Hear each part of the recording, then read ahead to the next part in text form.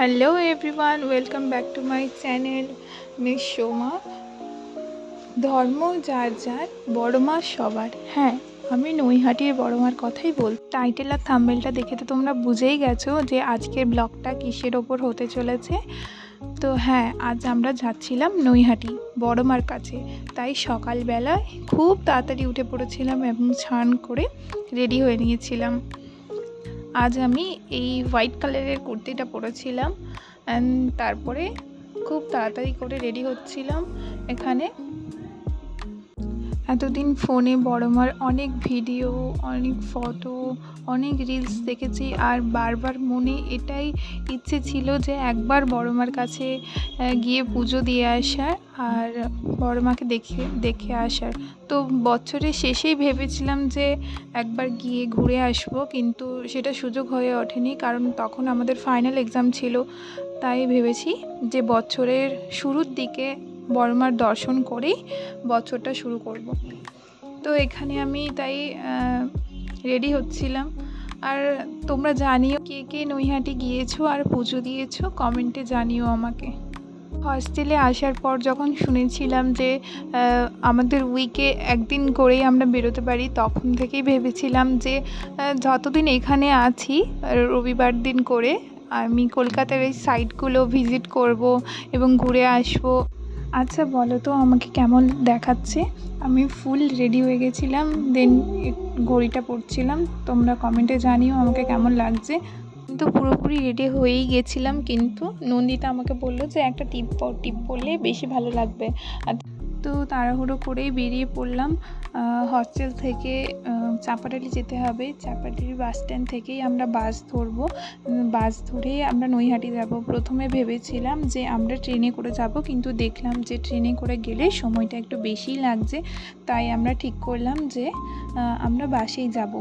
বাসে গেলে সুবিধে কি, একেবারে তোমরা বাসে যদি কেউ বারাসাত থেকে যেতে চাও তো বারাসাত থেকে নৈহাটি ডিরেক্ট বাস পাওয়া যায়।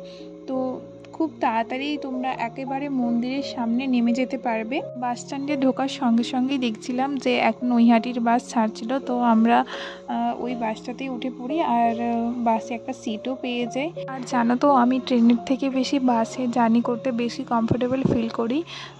বাসে যদি তুমি সিট পেয়ে যাও আর তোমার কাছে যদি একটা হেডফোন বা ইয়ারফোন থাকে তাহলে তোমার কোনো ব্যাপার না, তুমি ঘুমিয়ে ঘুমিয়ে গান শুনতে শুনতে খুব তাড়াতাড়ি চলে যেতে পারবে। আমার তো তাই মনে হয়। গান শুনতে শুনতে যে কখন আমরা পৌঁছে গেছিলাম আমরা নিজেই বুঝতে পারলাম না। একেবারে মন্দিরের সামনেই নামিয়েছিল বাসটা, 2 মিনিটের হাঁটা পথ ছিল। তো সামনেই মন্দির ছিল। তো এই দোকানটাতে আমরা জুতো রেখে দিয়েছিলাম আর হাত ধুয়ে নিচ্ছিলাম। এই যে আমাদের সবার বড় মা। সবাই কমেন্টে লেখো জয় বড় মা। এই দোকানটা থেকে আমরা পুজোর সব ডালি নিচ্ছিলাম। আর দোকানদারই আমাদের বলে দিয়েছিল যে কোন রাস্তাতে গেলে আমরা লাইনে ঢুকতে পারবো। তো আমরা ওই রাস্তাতেই হাঁটছিলাম, কিন্তু গিয়ে যা দেখলাম, আমি তো যেহেতু প্রথমবার নৈহাটি এসেছিলাম আমরা সবাই, তো আমরা জানি না যে এখানে এতটা ভিড় হয়। তখন বেজেছিল সকাল 9টা 9:30, তাতেই এতটা ভিড় ছিল, খুব লম্বা লাইন ছিল। মন্দির থেকে প্রায় অনেকটা লাইন দিয়েছিলাম আমরা, 9টা থেকে লাইন দিয়েছিলাম প্রায়। তো এখানে দেখতে পাচ্ছ লাইন শেষই হচ্ছিল না।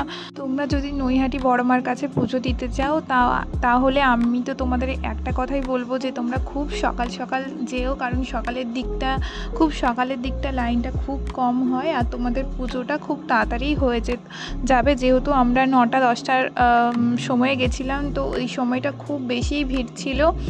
সকালের দিকটা বোধহয় এতটা ভিড় হয় না। তো এই দেখো, এটা ফেরিঘাট, নৈহাটির ফেরিঘাট এটা। তো এখানে রাস্তার ধারে খুব সুন্দর সুন্দর বড় মার ফটো, গোপালের ফটো বিক্রি হচ্ছিল। তো ওগুলোই আমরা দেখছিলাম। আমরা যেহেতু রবিবার ছুটি পেয়েছিলাম তাই রবিবার গেছিলাম, রবিবার বলে তাই ভিড়টাও একটু বেশিই ছিল। কতক্ষণ দাঁড়িয়ে আছি লাইনে? আরে 2 ঘন্টা হতে যায়, 2 ঘন্টা।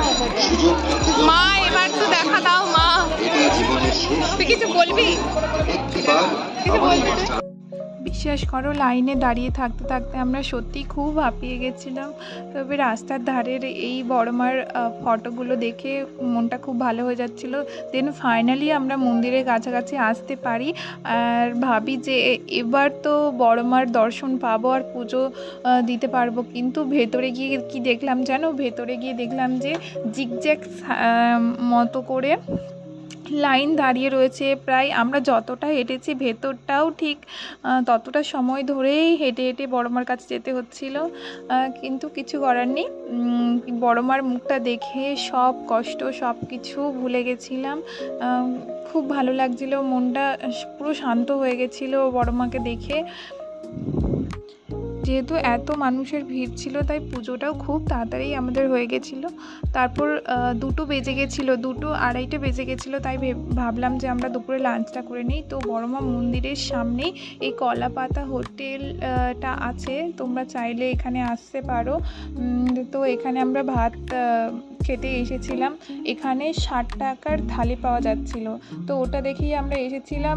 আর এখানে আমরা তাই বলছিলাম যে কতটা লাইন দিয়েছিলাম আমরা আর কিভাবে আমরা পুজো দিলাম। তো এখানে দেখো ওই 60 টাকার থালিটা দিয়ে গেছিলো, অনেক কিছুই ছিল। ভাজা ছিল, 5 রকমের ভাত ছিল, একটা ফুলকপির তরকারি ছিল, একটা বাঁধাকপির তরকারি, ডাল ছিল, লেবু লঙ্কা ছিল।